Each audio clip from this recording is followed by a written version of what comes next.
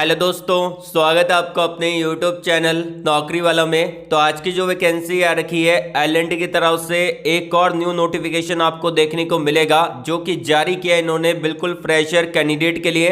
तो किसी भी टाइप का कोई भी एक्सपीरियंस इन्होंने नहीं मांगा और एक परमानेंट जॉब आपको देखने को मिल जाती है। अब आपका एक सवाल होगा कमेंट बॉक्स में कि सर इसको फाइनल ईयर के स्टूडेंट अप्लाई कर सकते हैं कि नहीं कर सकते। बिल्कुल, अगर आप 2024 के अंदर पास आउट होने वाले हैं तो बिल्कुल आप एलिजिबल हैं, इसको बड़े आराम से अप्लाई कर सकते हैं। एंड यहाँ पे जो आपका पोजीशन रहेगा वो आपका जूनियर इंजीनियर ट्रेनी का पोजीशन आपको देखने को मिलेगा और इसका जो स्टार्टिंग सैलरी आपको देखने को मिलेगा 4.5 LPA लगभग 4.5 लाख रुपए पर एनुअल आपका CTC रहेगा। एक साल का ट्रेनिंग प्रोग्राम खत्म होने के बाद आपका CTC जो रहेगा वो आपका 5 लाख रुपए से लेके 5.5 लाख रुपए पर एनुअल आपको CTC देखने को मिल जाता है और इसको ऑल ओवर इंडिया के कैंडिडेट अप्लाई कर सकते हैं। यदि आप इंडिया में कहीं से भी बिलोंग करते हैं एलिजिबल हैं। एंड यहाँ पे जो आपका सिलेक्शन रहेगा वो आपका एक CBT एग्जाम होगा, मतलब कि आपका एक ऑनलाइन असेसमेंट होगा जो कि आप घर पे बैठ के दे सकते हैं। लास्ट टाइम मैंने जो यहाँ पे एल&टी की तरफ से जूनियर इंजीनियर ट्रेनिंग की नोटिफिकेशन आउट की गई थी उसके अंदर बहुत सारे बच्चों का सिलेक्शन हुआ है, जिसका रिजल्ट का लिंक मैंने आपको वीडियो के डिस्क्रिप्शन में दे रखा है सेलेक्टेड स्टूडेंट की लिस्ट को, तो आप उसको जाके देख सकते हैं। ये एक बहुत ही बढ़िया मौका है एल&टी में काम करने का। अब यहाँ पे बात कर लेते हैं कि आपको अप्लाई कैसे करना है उस प्रोसेस के बारे में। लेकिन अगर आपने अभी तक वीडियो को लाइक नहीं किया है, लाइक कर दीजिएगा, हमारा भी मोटिवेशन बना रहता है। जब आप वीडियो को लाइक करते हो आपको यहाँ पे 900 प्लस लाइक करवाने हैं। अपने दोस्तों के अंदर वीडियो को शेयर कर दीजिएगा और हाँ, कमेंट बॉक्स में एजुकेशन क्वालिफिकेशन को कमेंट करके बताइएगा। इससे आपको फायदा ये होगा कि नेक्स्ट वीडियो के अंदर मैं आपको वो अपडेट प्रोवाइड करवाऊंगा। आपको बताना यह है कि आपकी ब्रांच कौन सी है, आपका ट्रेड कौन सा है, आपका पास आउट ईयर कौन सा है, आप फ्रेशर हो, एक्सपीरियंस होल्डर हो और कौन से लोकेशन के अंदर अभी आप जॉब को सर्च कर रहे हो, ताकि नेक्स्ट वीडियो के अंदर मैं आपको वही अपडेट देने की कोशिश करूंगा। और अगर आप मुझसे बात करना चाहते हैं तो मैंने आपको वीडियो के डिस्क्रिप्शन में और कमेंट बॉक्स में एक लिंक प्रोवाइड करवा रखा है कनेक्ट विथ मी का।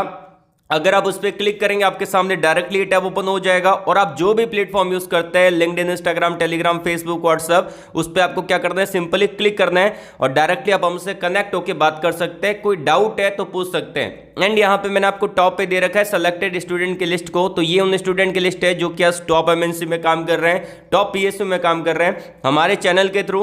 तो इसी बात पे यार चैनल को सब्सक्राइब कर लीजिएगा, बेल आइकन को जरूर से प्रेस कर लीजिएगा ताकि जब भी मैं नेक्स्ट वीडियो अपलोड करूंगा आपके पास नोटिफिकेशन आएगा और आप उसको डायरेक्टली अप्लाई कर पाओगे। तो चलिए वीडियो को शुरू करते हैं। चलिए बात कर लेते हैं कि यहाँ पे आपको अप्लाई कैसे करना है उस प्रोसेस के बारे में। तो स्टेप बाय स्टेप जो प्रोसेस बता रहा हूँ उसको फॉलो जरूर करिएगा वीडियो के अंत तक। तो मैं आपको लेके चलता हूँ यहाँ पे जहाँ पे इन्होंने वैकेंसी अपडेट कर रखा है और ये जो वैकेंसी है वो एल&टी की तरफ से निकाला गया है। L&T construction and mining machinery की तरफ से वैकेंसी आपको देखने को मिलेगी। ऊपर आप देख सकते हैं LTE एल&टी का एक फॉर्म इन्होंने दे रखा है।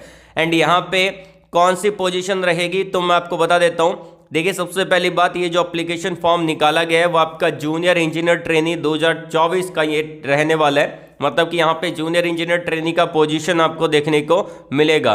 अब जूनियर इंजीनियर ट्रेनी का जो पोजीशन होता है उसके लिए आपको पता होगा कि फ्रेशर कैंडिडेट एलिजिबल रहते हैं। अगर फ्रेशर हो तो आप इसको अप्लाई कर सकते हो और एक परमानेंट जॉब आपको यहाँ पे मिल जाता है। ऑल ओवर इंडिया के कैंडिडेट अप्लाई कर सकते हैं। आपका एक असेसमेंट होगा और उस असेसमेंट के बेस पे आपका इंटरव्यू होगा, देन फिर फाइनली आपको मेडिकल एग्जाम देने के बाद ज्वाइनिंग यहाँ पे मिलेगा। अब यहाँ पे बात की जाए कुछ इंपॉर्टेंट पॉइंट के बारे में। अब आप पूछोगे कि ये मुझको कहाँ से मिला है, तो मैं आपको बता देता हूँ। ये वैकेंसी डाली है लिंक्डइन पे विवेक सिंह ने, जो कि एक दिन पहले उन्होंने वैकेंसी अपडेट की है। L&T construction and mining machinery JET hiring यहाँ पे रहेगा और इन्होंने यहाँ पे एप्लीकेशन फॉर्म भी दे रखा है। तो हम इसको अप्लाई प्रोसेस को जान लेते हैं। पहले एलिजिबिलिटी क्राइटेरिया को जानना जरूरी है।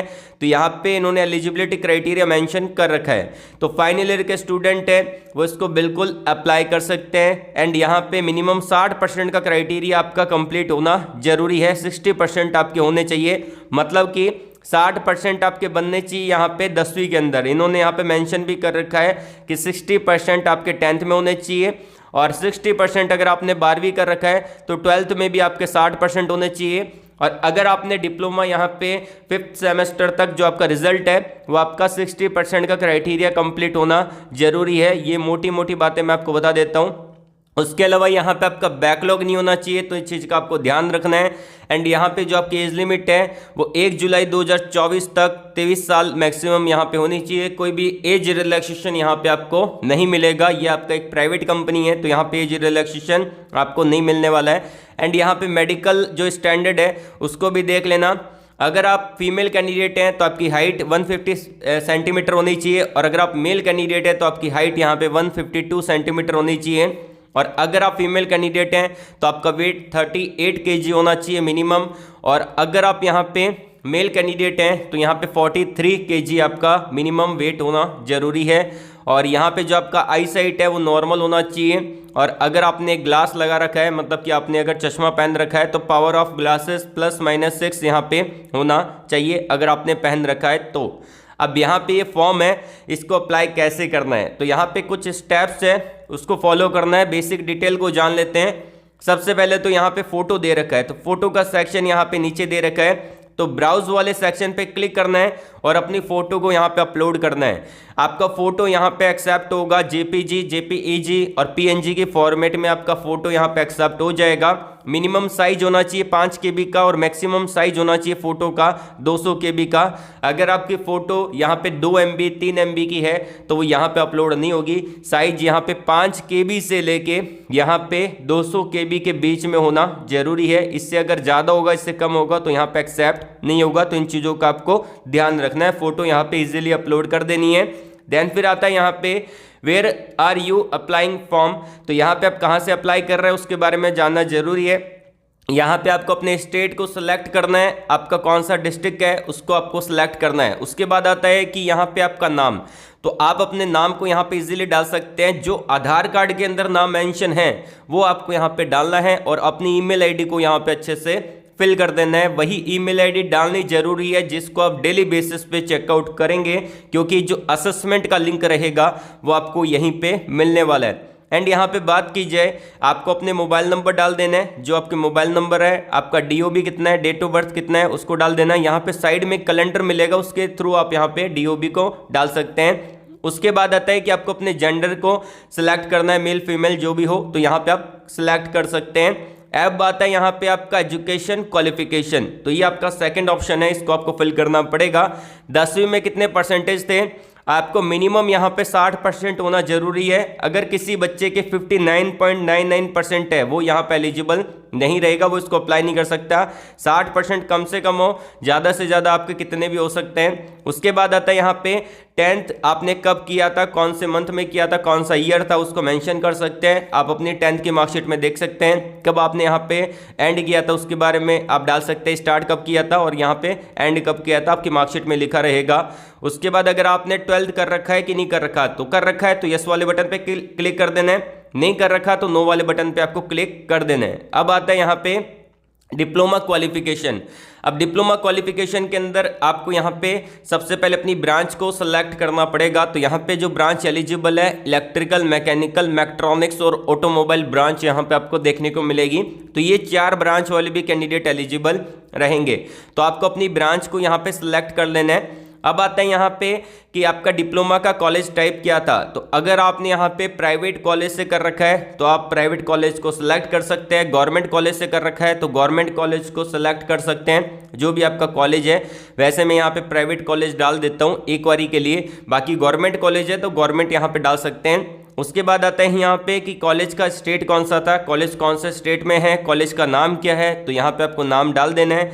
एंड यहाँ पे डिसिप्लिन कौन सा था, वो आप डिसिप्लिन यहाँ पे डाल सकते हैं। अब आता है यहाँ पे कि आपने कब स्टार्ट किया था और आपका एंड कब हो रहा है। एंड फिर आता है यहाँ पे एक डिप्लोमा के जो परसेंटेज है वो आपके 5th सेमेस्टर तक कितने बन रहे हैं। यहाँ पे गलती आपको नहीं करनी है, फर्स्ट सेमेस्टर के परसेंटेज को ऐड करना है, सेकेंड सेमेस्टर, थर्ड सेमेस्टर, और ऐसे ही आपको 4th सेमेस्टर और 5th सेमेस्टर इन सभी को जोड़ देना है। और जितने भी यहाँ पे मार्क्स हैं, जितने आपके बने हैं और जितने आपके टोटल मार्क्स है 5th सेमेस्टर तक, उसको यहाँ पे 100 से मल्टीप्लाई करके जितना भी परसेंटेज आपका बन रहा है वो यहाँ पे एंटर कर देना है। ये भी मैंने आपको बता दी है। एंड यहाँ पे आपका 60% से कम नहीं होना चाहिए 5th सेमेस्टर तक एग्रीगेट। अगर 60% से फिर कम है तो आप इसको अप्लाई नहीं कर सकते। एंड यहाँ पे आता है कि आपका बैकलॉग है कि नहीं है, तो यहाँ पे बैकलॉग नहीं होना चाहिए, इन्होंने साफ साफ मेंशन कर रखा है। मोड ऑफ स्टडी क्या है, फुल टाइम है, पार्ट टाइम है, तो फुल टाइम कोर्स होना जरूरी है, तो आपको फुल टाइम यहाँ पे सेलेक्ट करना पड़ेगा।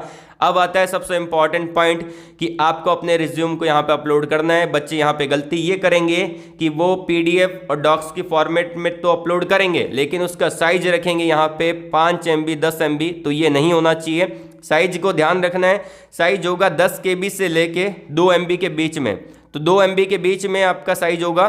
तो यहाँ पे आपको अपने रिज्यूम को अपलोड कर देना है। पीडीएफ की फॉर्मेट में हो सकता है, डॉक की फॉर्मेट में आपका रिज्यूम हो सकता है, वो इसको अपलोड कर देना है। और यहाँ पे एक्नॉलेजमेंट एंड डिक्लेरेशन को एक्सेप्ट कर लेना है। सारी चीज़ें आपने अच्छे से फिल की है, इस पर टिक करना है, इस पर टिक करना है, और नीचे एक दे रखा है, इस पर टिक करने के बाद आपको यहाँ पे अप्लाई का बटन है, इस पर क्लिक करके फाइनली आप अपने फॉर्म को यहाँ पे सबमिट कर सकते हैं। तो ये तो तरीका रहा आपको कैसे फॉर्म फिल करना है। जो बच्चा वीडियो पूरा देखेगा उसको पूरा यहाँ पे समझ में आएगा। बाकी अगर कोई भी डाउट है तो कमेंट बॉक्स में कमेंट करके पूछ सकते हैं, फिर भी मैं आपको क्लियर कर देता हूँ। 2024 में जो बच्चे पास आउट होने वाले हैं वही यहाँ पे एलिजिबल है। ये ओनली फाइनल ईयर के स्टूडेंट के लिए वैकेंसी निकाली गई है। अपने दोस्तों के अंदर, अपने जो कॉलेज ग्रुप है उसमें जरूर से ये वीडियो शेयर कर दीजिएगा ताकि सभी तक पहुंच सके। तो आज के लिए बस इतना ही। वीडियो को लाइक करिएगा, शेयर करिएगा उन लोगों तक जिनको जॉब की नीड है। एंड कमेंट बॉक्स में जरूर बताइए आपका एजुकेशन क्वालिफिकेशन कौन सा है, कौन सी जॉब आप सर्च कर रहे हैं। ऑल द वेरी बेस्ट, जय हिंद।